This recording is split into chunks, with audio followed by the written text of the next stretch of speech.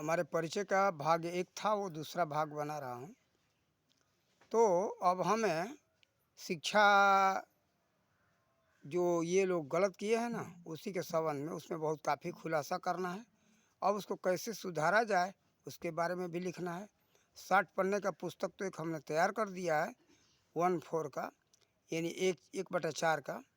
1/4 पन्ने का होगा, वो बड़ा साइज का है। और छोटा में करें तो 125 प्रति का हो जाएगा, यानी 1/8 का।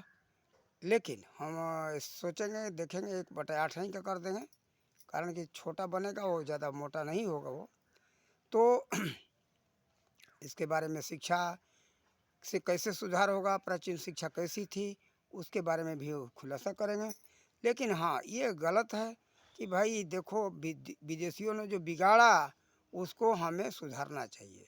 हम एक बात ये भी देखते हैं कि यहाँ तो आलसी हैं और लोग स्वार्थी हैं।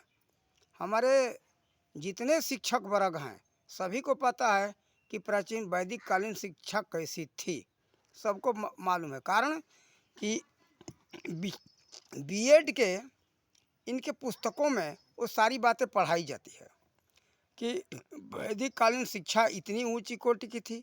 फिर भी जानते हुए ये शिक्षक वर्ग उस वैदिक कालीन शिक्षा का मांग क्यों नहीं करता? नवीन शिक्षा लॉर्ड मैकाले द्वारा चलाई गई शिक्षा नीति का बहिष्कार क्यों नहीं करता? ये भी आलसी क्या सोचते कि चलो हमें क्या लेना देना है, हमें तो नौकरी करना है, हमको तो पेट भरना है, पैसा चाहिए। पैसे के पीछे सरकार के अधीन होकर के नौकरी करते, कोई बहिष्कार करता नहीं। बहिष्कार करते तो ये शिक्षा नीति चलती नहीं, जो कि समाज को लंगड़ा अंधा बना करके रख दिया है, बनाता ही जा रहा है। ऐसा नहीं करना चाहिए। देखो, ये शिक्षा नीति क्या करता है, लोगों को केवल अक्षरीय ज्ञान कराता है। शिक्षा वो होना चाहिए जो कि सभी तरह के विकास करे, शारीरिक, मानसिक और बौद्धिक विकास करे। आज बौद्धिक विकास का तो नाम ही नहीं है, केवल शारीरिक और मानसिकता के ऊपर ही बल दिया जा रहा है। बौद्धिक विकास हो चाहे भाड़ में जाए, मरो, बौद्धिक विकास नहीं होगा तब तक व्यक्ति कुछ नहीं कर सकता है। बौद्धिक विकास न होने के कारण ही लोगों में नैतिकता नहीं है। ये भौतिक शिक्षा का देन है। भौतिक कहते किसको? भौतिक का शुद्ध वास्तविक शब्द है भव तक। भव माने इंद्रियां होता है, जो इंद्रियों तक सीमित है उसका नाम है भौतिक। जो चमड़ा से स्पर्श करके समझ सको, सर्दी गर्मी हो, या तो ये हवा चल रहा है उसको स्पर्श करके समझ सकते हो, जीहवा से चक्कर के जो समझ सकते हैं स्वाद लेकर के, आँखों से देख करके समझा जा सकता है, ज्ञान किया जा सकता है, कान से सुन कर के ज्ञान किया जा सकता है, और नाक से सूंघ कर के ज्ञान किया जा सकता है। इन सब का नाम है इंद्रियों तक। ये सब 5 ज्ञान इंद्रियां हैं। 5 ज्ञान इंद्रियों के द्वारा जिसका जिसका ज्ञान किया जाए उसका नाम है भव तक। भव माने इंद्रियों तक। जो इंद्रियों तक सब सीमित है उसी का बिगड़ा हुआ एक शब्द है भौतिक। भौतिक वास्तव में कोई शब्द नहीं है। आज तो किसी से पूछो तो कहते कि परिवर्तनशील। परिवर्तनशील का मतलब थोड़े होता है भौतिक। भौतिक शब्द अलग है और परिवर्तनशील शब्द अलग है। परिवर्तन माने बदल जाने वाला। तो परिवर्तन से और भौतिक शब्द से कोई संबंध ही नहीं है, लेकिन लोगों को ऐसा दिमाग में बैठा दिया गया है, घुसा दिया गया है। कोई शिक्षक से पूछो या विद्यार्थी से पूछो, क्या कहेंगे? भाई परिवर्तनशील को भौतिक कहते हैं। इसका वास्तविक अर्थ ये नहीं है। जो इंद्रियों से ज्ञान किया जाए, जो 5 इंद्रियां ज्ञान इंद्रियां, 5 कर्म इंद्रियां हैं, लेकिन कर्म इंद्रियों के द्वारा ज्ञान नहीं किया जा सकता, कर्म इंद्रियों के द्वारा कर्म किया जाता है। ये 5 ज्ञान इंद्रियों के द्वारा किसी भी विषय वस्तु का ज्ञान किया जाता है। इसका शुद्ध शब्द है वास्तव में भौतक। भौतक शब्द का एक बिगड़ा हुआ अभ्रंश शब्द है भौतिक। ऐसे प्रचलित है भौतिक शब्द। ये जो है इंद्रियों तक जो सीमित है, तो ये नैतिकता आवे कहाँ से? हमको इंद्रियों को सुख चाहिए, चाहे नीति से मिले या अनीति से मिले, हमें इसका कोई मतलब नहीं है। चाहे हमें किसी भी तरह से सुख चाहिए, बस। आज हमारा मानव समाज यहीं तक सीमित है। बड़ी अच्छी अच्छी बातें तो करते हैं लोग, नैतिकता की बातें करते हैं, लेकिन नैतिकता पर चलता कौन? बहुत कम लोग हैं नैतिकता पर चलने वाले। 100 में कहीं एक ही मिलेंगे वास्तविक नीति पर चलने वाले, जिन्होंने सोच विचार करके ये देख लिया कि इसमें वास्तव में अंत में दुख ही दुख है। नीति अनीति मत देखो, अनीति करते जाओगे, अनीति करते जाओगे, उस अनीति का दंड तो भोगना ही पड़ेगा। ये है भौतिकता का देन।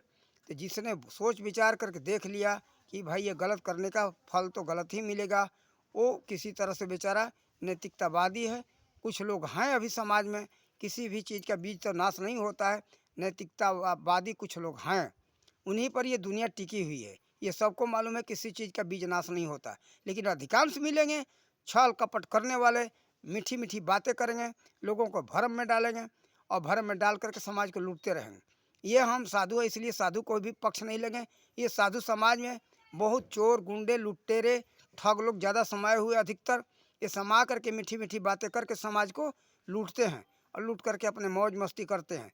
इनके खाते में देखो तो करोड़ों करोड़ों अरबों अरब रुपया जमा हुआ है, कारण कि दूसरे को पाठ पढ़ाते हैं दान करने का, स्वयं दान करते नहीं। अरे भाई, दान लेना दान देना दोनों कर्म किया जाता है, लेकिन इन लोगों का काम क्या है? दान लेना। देखो जैसे महर्षि वशिष्ठ थे, महर्षि संदीपनी थे, बहुत से ऐसे ऋषि थे, जैसे महर्षि भारद्वाज थे। ये लोग क्या करते थे? समाज से लेते भी थे, समाज के देते भी थे। ये गुरुकुल चलाया करते थे। इन लोगों के गुरुकुलों में ऐसा पता चलता है कि 10-10 हज़ार विद्यार्थी रहते थे। वहाँ खाने पीने का, सोने का, भोजन, कापी किताब, दवा, कपड़ा, सारी व्यवस्था निःशुल्क रही। तो ये देखो, दान लेना और दान देना दोनों कर्म होना चाहिए तो शोभा देता है। लेकिन आज के ये पाखंडी ये समाज से लेते हैं, देते किसी को नहीं।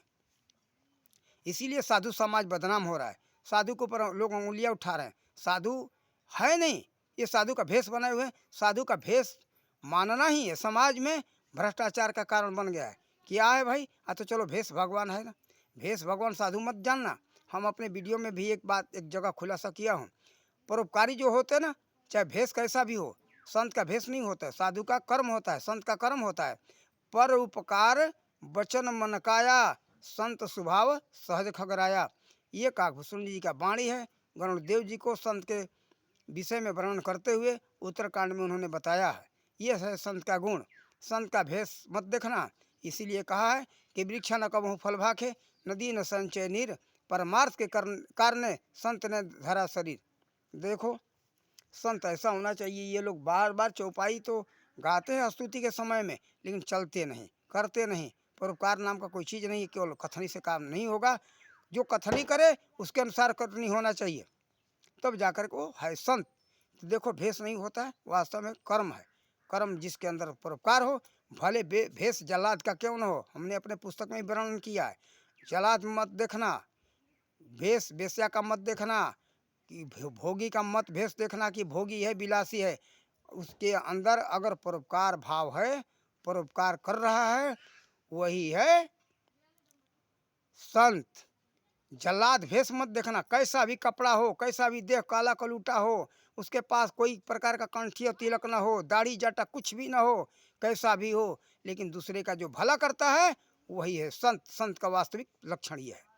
आप लोगों को बता दिया, आप लोग इसको निर्णय कर लेना, समझ लेना और देख लेना। शास्त्रों के अनुसार बताया हूँ, हमारी कही हुई बात नहीं है ये। अगर हमारी कही हुई बात होगी, जो नई बात होगी हमारे तरफ से, अगर गलत होगा उसको गलत को छोड़ देना, सत्य को अपना लेना। हम ये उसी को पसंद करते। साधु चाहिए शुभ शुभाए, सार सार को गही रखे, थोथा दे उड़ाए। ये कबीरदास जी ने ये दोहा कहा है। ये कबीरदास जी के अंदर अगर दोहा के हिसाब से अगर चलते हो तो हमारे बातों को समझ सकते हो, वरना नहीं समझ सकते हो। अगर अच्छा लगेगा तो उसको अपना लेना, गलत लगेगा उसको छोड़ देना। हमारा यही है सभी वीडियो में, जितने हमारा वीडियो है। गलत लगे उसको छोड़ दो, वो हमारा है, हमको दे देना, हम स्वीकार कर लेंगे। और कोई ज़्यादा भूल चूक होगा उसके लिए हम तो क्षमा मांगते। हम समाज के हर समय उत्थान का बात किए हैं, कहीं भी पतन का हमने बात नहीं किया है। अपने जानकारी भर में हमने यही सोचा है कि समाज का उत्थान हो, नैतिकता का, मानसिकता का, शारीरिक बौद्धिक किसी भी सभी तरह का उत्थान हो। उत्थान के लिए हम सभी बताते रहते हैं और भी वीडियो बनाते रहेंगे। वीडियो में हमारा यही विचार रहेगा, हर समय समाज के उत्थान के लिए कुछ ना कुछ कहते रहना, समझाते रहना।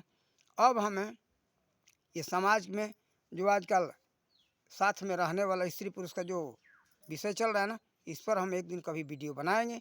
और इसमें कुछ लोगों को बहुत बुरा लगेगा, लेकिन बुरा न लगे मेरे भाई, मेरे बहनों, मेरे समाज के सभी बंधुओं, हम यही कहेंगे उसको कायदे से समझना, समझ करके विचार करके अगर सही होगा तो अपना लेना, अगर गलत होगा तो छोड़ देना। धन्यवाद। जय सीताराम, जय भगवान।